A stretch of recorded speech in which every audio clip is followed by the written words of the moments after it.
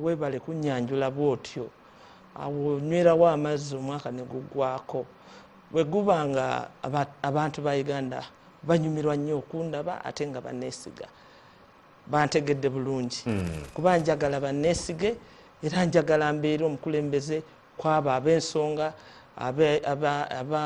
ab'omulamwa nga sigenda nampewo ntogenda nambuyaga mbuyaga omusoga agiyita kujja nampuyiriro buli bwe bagufuuye wojja so ndi musanyufu nnyo okubeera wano bakulu mwebale kunyanjula the whole week badde siriiwo naye ate nenfunamu n'obulwadde but I'm happy to be here as always. Okay, yes. Thank you.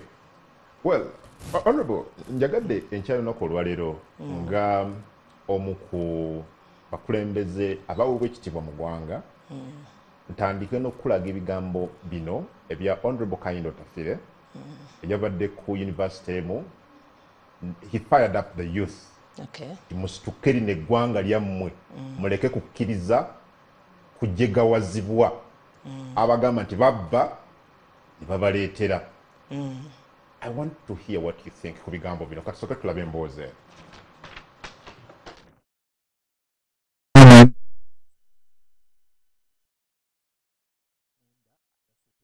Kampala International University Kansanga Minisita w'ensonga z'omunda mu ggwanga Kino Otafiire agugumbudde abavubuka abasazeewo okufuuka kyesirikidde ku bigenda maaso mu ggwanga n'alabula nti gye bujja bajja kwejjusa lwaki baasiriikirira ebikyamu. Young people, I want to challenge you that you should support those of us who still stand up and say no.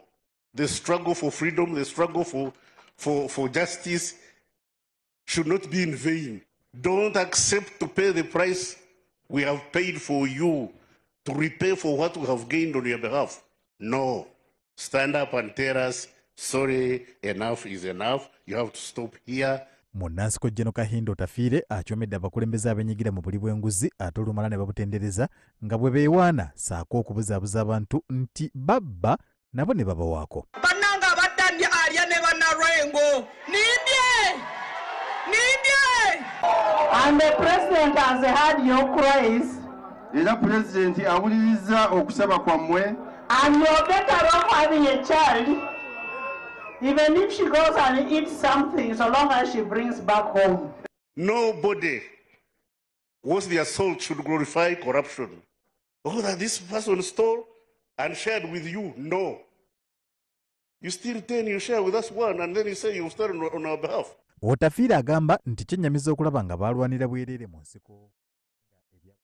Well, ebyo byemu ku bigambo bya Kino Otafiire. Owulidde ne bigambo bya bakulembeze ababiri okuli Speaker of Parliament ne Honorable Kinyamatama baali Lwengo emabega kaawo. Yeso. Nsese kubanga bwe siseka nja kukaaba nnyo. General Kino Otafiire nsaba mumujjukire emyaka 3 emabega era twamuyitanga Otafiire be bantu abatusikiriza okuyingira politics kuba naffe twali bato.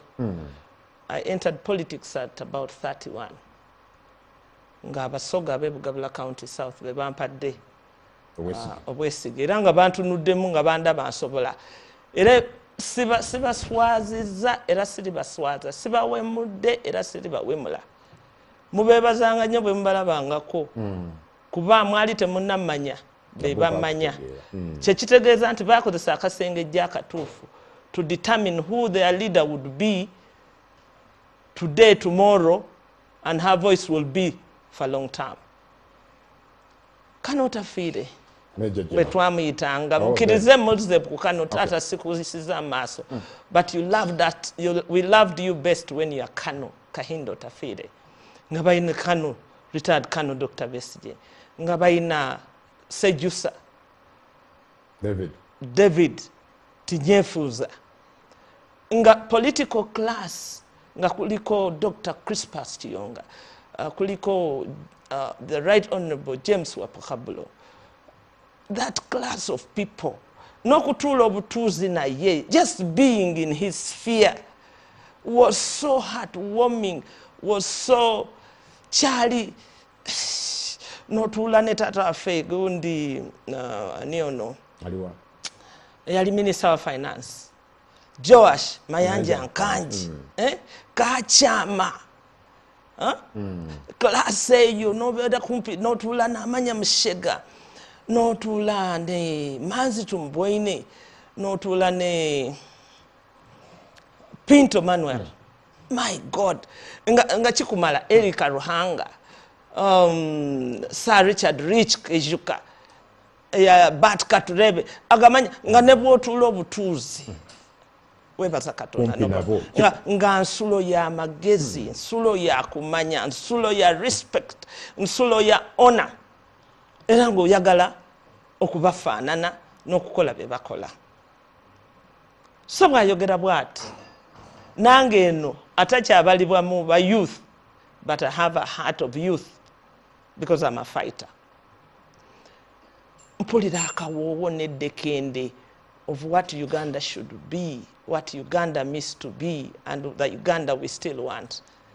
So, ndi musanyufu. Wadde yatulwamu. Wadde yatulwamu asooke yeenenye ekibi ekyo. Okubanga ali mu abo abandi badde baayogera edda. Kuva mu 2004 nga bakwata ku ssemateeka ogw'omusango asooka agwetondera abannayuganda nga tannagamba bavubuka asooke yeetonde because this country needs to be told twabulirawa ensi yatuva etya mu ngalo nga weebali nga babaddewo eyo sitooko ya bonna balina okwetondera eggwanga balina n'okwetondera munnaabwe retired Kano Dr. Kizza Besigye kuba yabalengeza nti banaye kino si kyatuleeta kati wayise emyaka 3 ngodde engulu tokoze bubi taata nkwebaza kuba eriyo n'abatakyasobola kati kwogera baddayo eka ne bawanika nga mwe muli profesa wange Tasis Kabwejere abo ye yansomesa ye yanjagaza byenkola okay naye basulayo gwa naggamba mwebaze fa bakyasobola okuyibirira correct twogera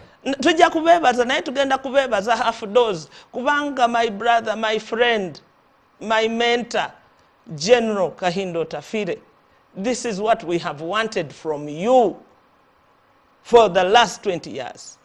But I am still telling you that I'm so happy to hear what you're saying to the people of Uganda. They go.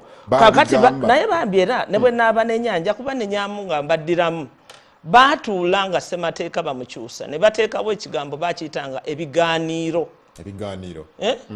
nga bagenda mu community yaabwe okubuulira abantu nti bannange ekigenda mu maaso kino kitutwalawa as an ethnic group as fighters as the people who brought this kitutwalawa ne bakola ebigaaniiro mu nkole mwonna omwo ne babateekako tabo tebayinza kunyumiza tabo naye nze yayitanga nabo kuba nze nawandikanga speech zaabwe ku kompyuta bajjagala babuulira nti bwe twabeerera mu parliament nga bamanyi kompyuta twali abantu nga bana Johnson Nkuhe Winnie Byanyima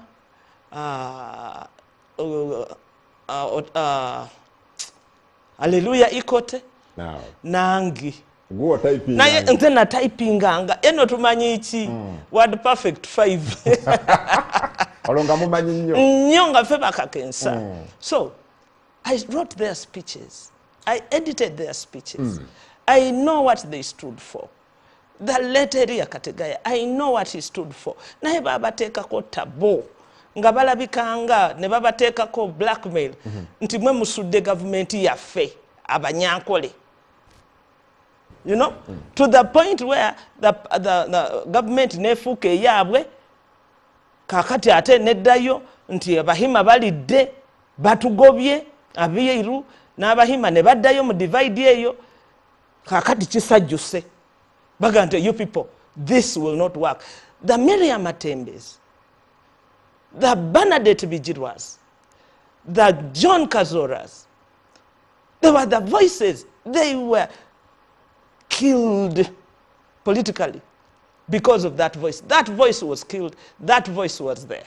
Well, Yetaboje nkugamba. General Kino Otafiire, Honorable Minister mu government yeno. Bwabanga naye avaayo n'alamentinga lamentinzi talamentinze ada mukungu nedawulira government mogono mu time eno talamentinze era akola a lot. He's very serious. He's very serious. Takyalina kyatya awerekedde n'atuusa n'alaba ekimuluma kale ayogerera baani ayogerera abalwana nga baana bato ng'ekibaleeta kununula ggwanga ayogerera ba historicals owulira abali ababuuza nti kyetwalwanirira kyekino abamu tebakyeyogerera bannaabwe abafedda mikwano gyabwe bannaabwe brothers in arms abafa bogerera babantu abasirise serwanga you know bogerera you know kakati atuse ku myaka reflecting on the past, the present, the war experience. Okugenda mu lutale Luweero nga bwe tuddayo Luweero lwaleero tuli Luweero nze ne retired Colonel Dr. Kiza Besigye ne team leero tuli Luweero tugenda okujjukiza abannaluweero nti bannaluweero eno ye yali crime scene eno ye yali base yali base ey'olutalo olw'okununula eggwanga kati base yaki mutunuulire land ownership emabega nakakati ekimu kyemmanyi nga nzava mu Luweero Triangle nakaseke tukyanywa amazzi nente and I've said it on air here usanga open spaces ente nejja nerinya wano nenywa nawe nojja nekirimala n'otutubika n'otwala base y'olutalo lwaleeta munafa mwebaze mukama naye njagala obabuulira nti babasedde nnyo Uganda ebasedde nnyo nze nakuliranga akakiiko ka Presidential Foreign Affairs era ebyeruweero mbimanyi bateekayo nti tukole factory ya tomatoes mere tomatoes to do tomato paste tomato sauce bw'otunuulira economy of the tomato economy and how much Heinz gwe to Heinz tomato sauce gwe to importing nga fe to growing the most organic tomatoes. Luweero was supposed to be the best.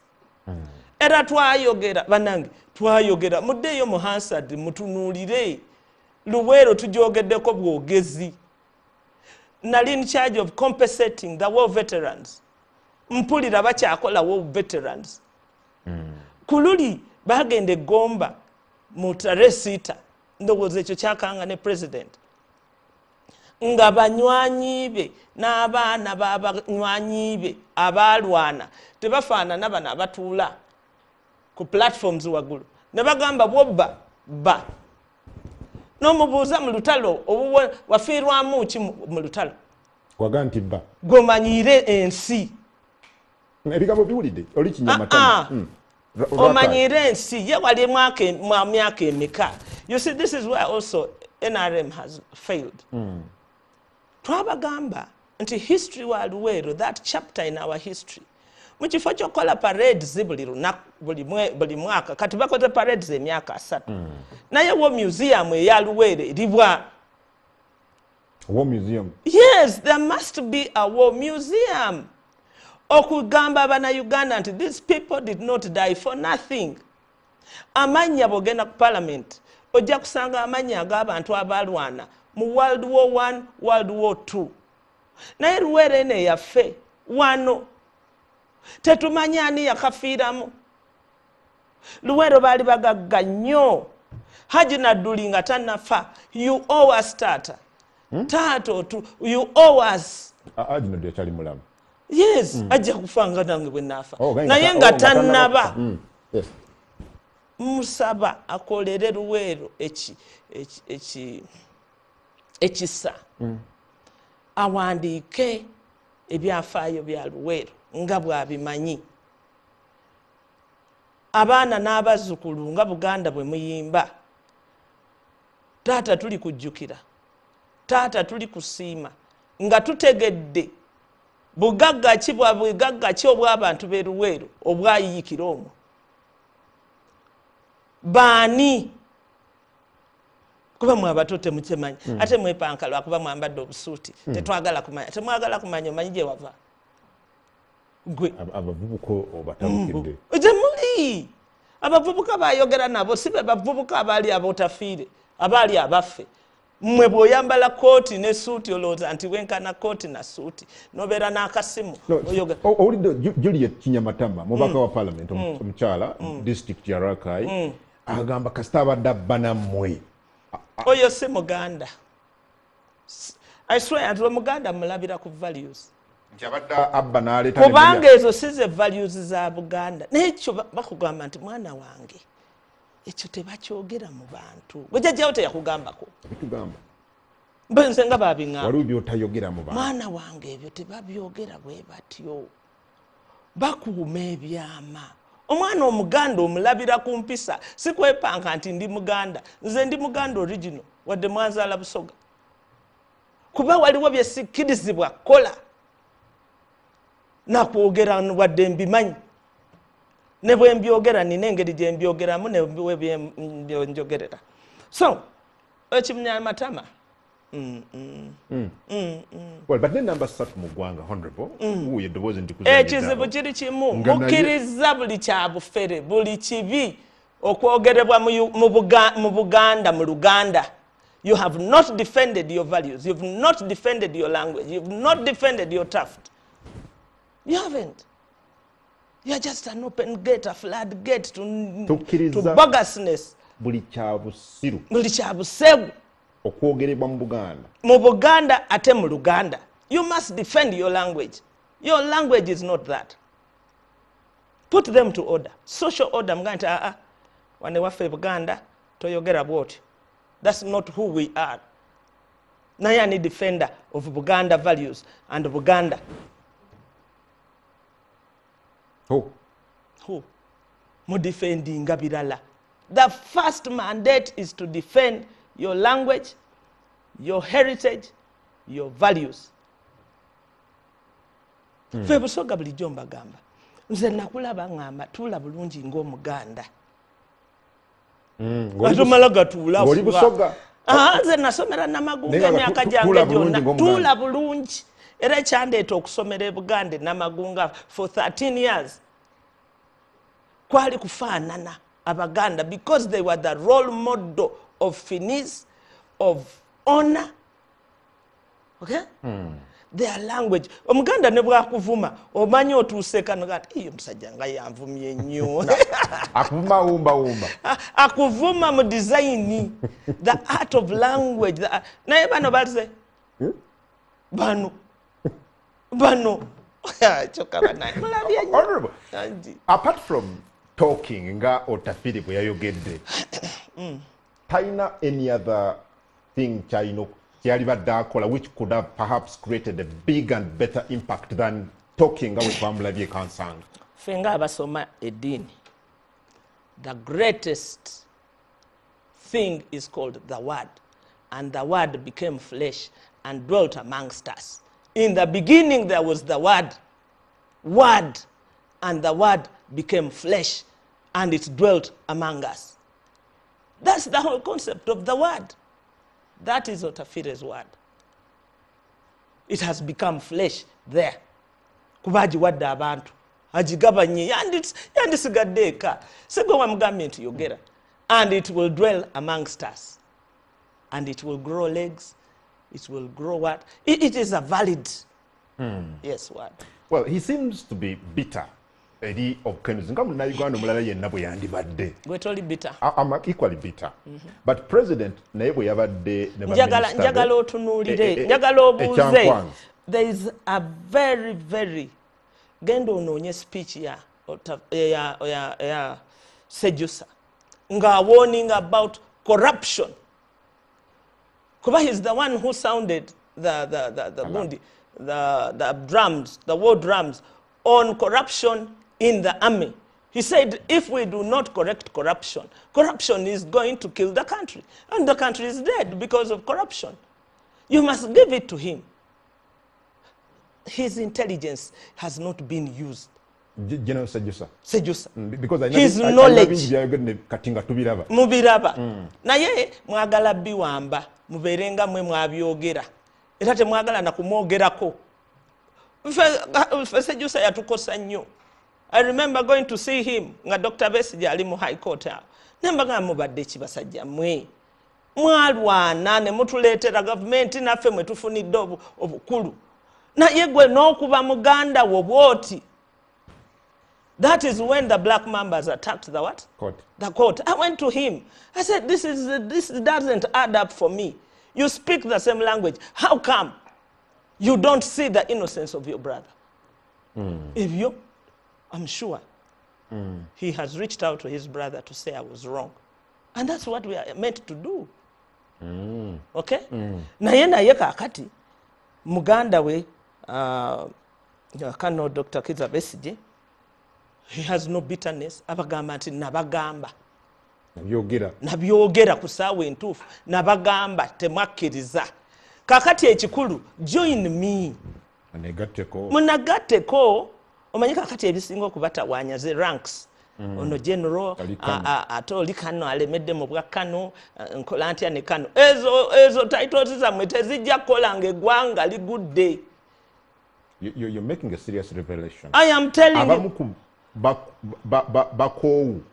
Bakoowu nnyo n'okusinga Kano Besigye naye bakyetya and that has always been a problem to the struggle naddala mu abo abamagye beera ba ranks tebeerabanga bannayuganda first beera ba ranks nze general ngende ewa Kano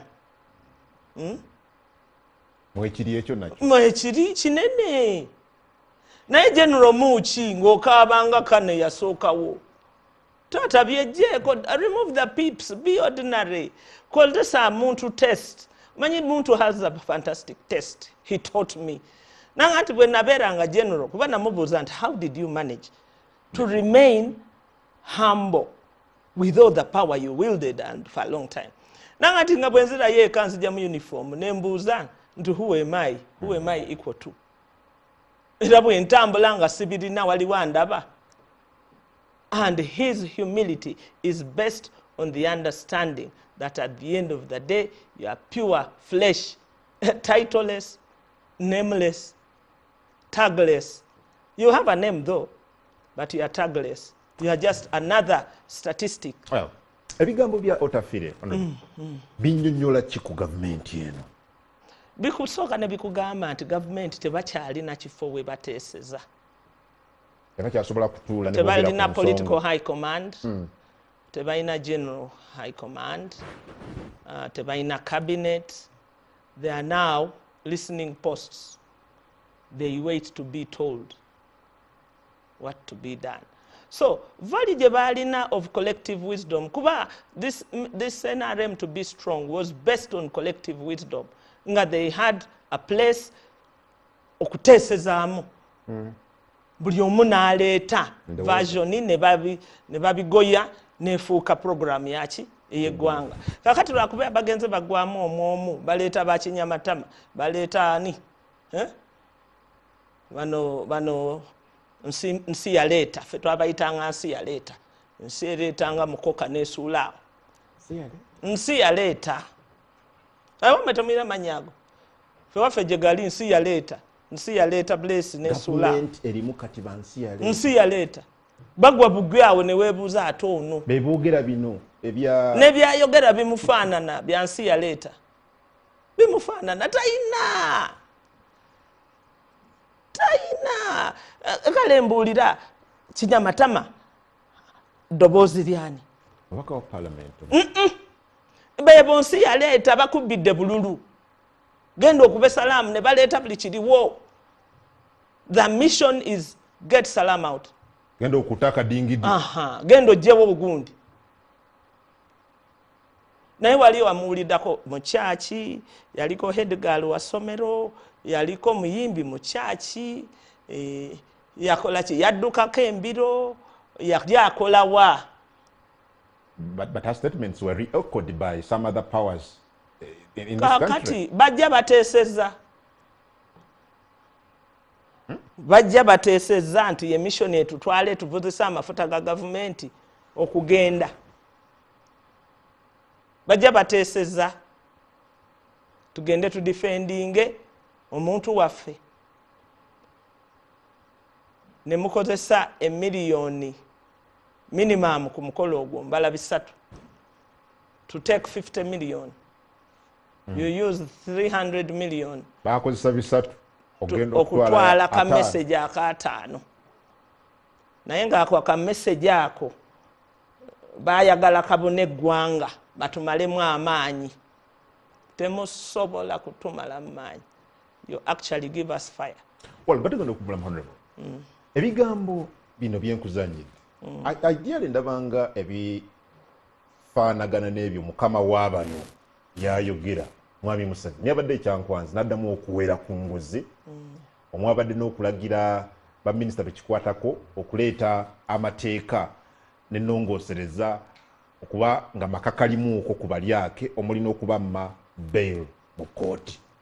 Literally the same language. Buuza aluka ki? Aluka ki? Kiki kyaluka? Kuba ye president yalina executive power eyeggwanga ate abadde nayo for the last 30+ years. Okubeera president okukuyitayo excellency. Okimanyi ekyo ekigambo eky'oluzungu? Your Excellency. Your Excellency. Excellent. Bwe nasomanga nga nfunye 92 out of 100 nga banteekerako excellent. Koze bulungi nnyo. Nnyo. President Museveni akoze bulungi nnyo wa mu corruption. Instead, ayongedde layers and layers and layers of administrative bureaucracy to fail the fight. Aleese buli atasobola into the corruption fighting agency. Nga tasobola naye akimanyi nti oyo tasobola. Bw'oba osobola, bw'oba yagala okulwanyisa corruption, nze nja kuwa amannya. Gambe nti oyo ajja kulwana. N'erinnya ly'okuliwulira obuwulizi, n'abakenyezi bajja kudduka. Because it's a matter of putting systems. Kankubulire bwe nali chairman e Kamuli, n'agenda e Sweden on a study tour. N'ensisinkana equivalent wa IGG owa Sweden. N'agamba nti I offered to your government to put into place a systems which checks itself. Nga tewetaaga goba muntu. Tewetaaga goba muntu. System yekwanika gwe n'onywa obutwa n'eyongerayo. Kampumule mu katonje tutandikira. Well, Emboozi. Naye bano be mwagala okugoba n'emiggo. In which country, in which year? Gamba Uganda, abalonzi nti butubuulira ababbi. Wero bamunanika and all those war areas. I know them. I know the footpaths. Nasalawo joining a politics when I reached Koboko. Ngaba Sudan bavuddeyo, Southern Sudan. Nengamba nti for how long will I be distributing relief? Let me go to the source of problems, which was politics. And that's why I'm in politics. I'm not stranded. I'm a professional. And I have the professional tools to evaluate, to speak, and to give voice to what I see. Kakati wano tutuukawo tutya. The love we had. We loved without questioning. Ngabintu bigenda bibaawo naye ganti tugende kasita twebaka. No, we will repair that in due course. So it came repeating.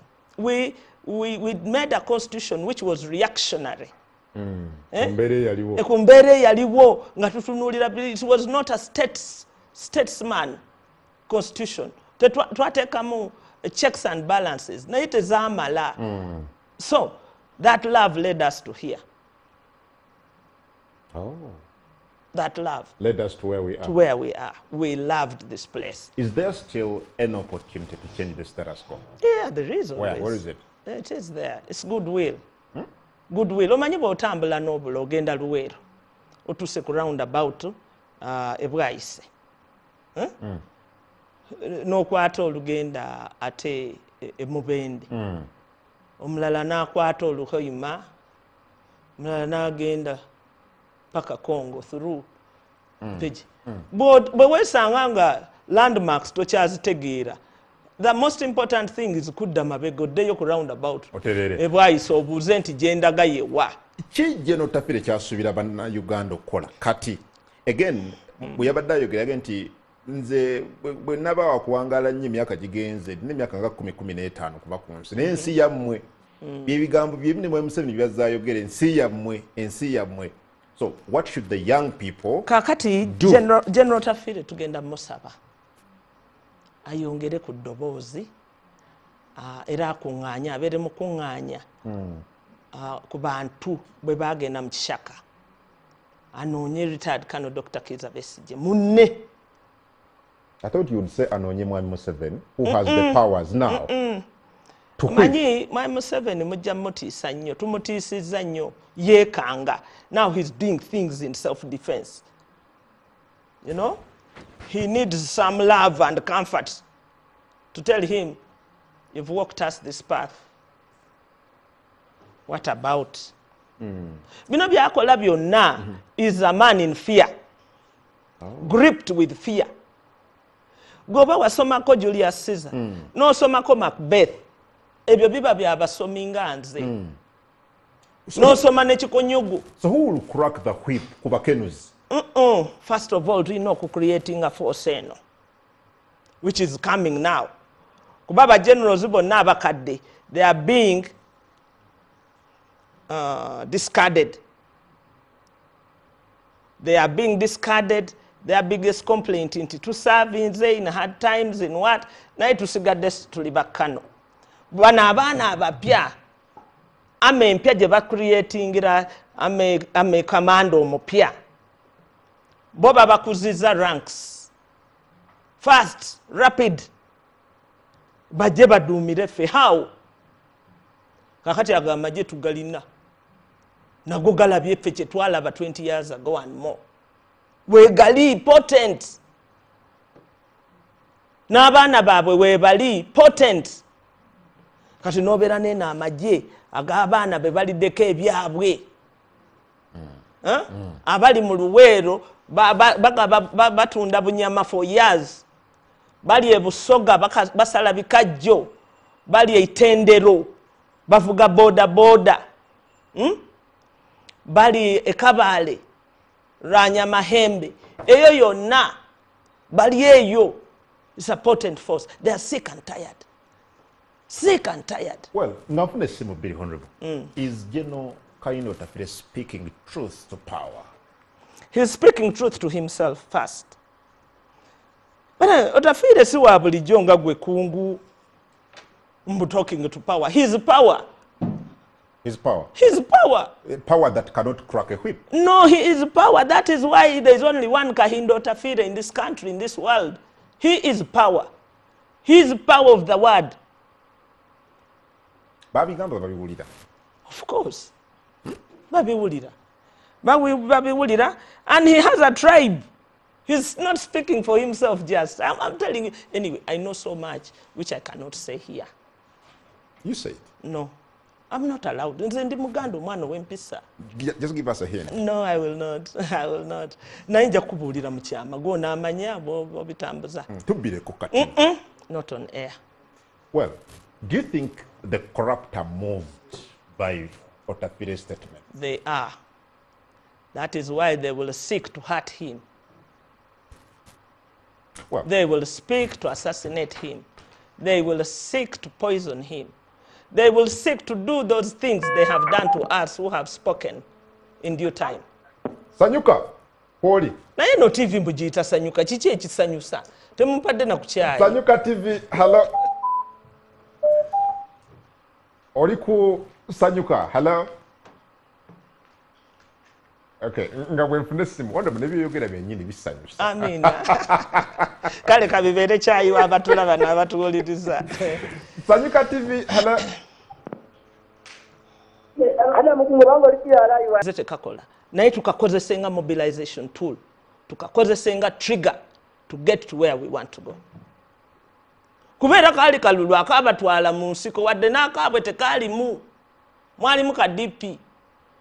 Let us continue to use the constitutional process okukozesa semateeka ono omujabulejabule tutuuke gye tulaga.